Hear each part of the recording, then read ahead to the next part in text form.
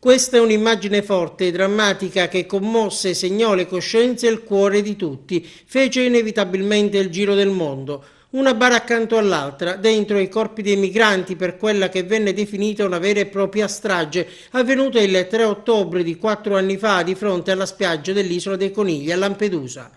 Una delle tante numerose traversate della speranza, trasformatasi in trappola mortale. Alla fine si contarono 366 vittime, tra cui donne e bambini.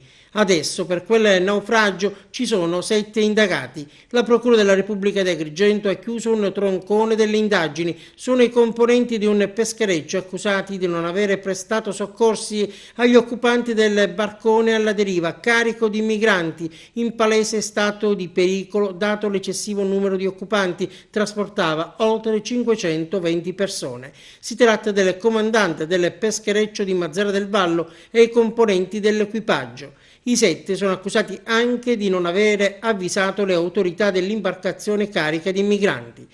A 18 anni di reclusione e una multa di 10 milioni di euro era stato invece condannato il 1 luglio 2015 dal GUP di Agrigento per lo stesso naufragio il tunisino Khaled Ben Salem, 36 anni, imputato di favoreggiamento dell'immigrazione clandestina, naufragio e omicidio volontario plurimo. La sentenza è diventata definitiva dopo la conferma di Corte d'Appello e Cassazione.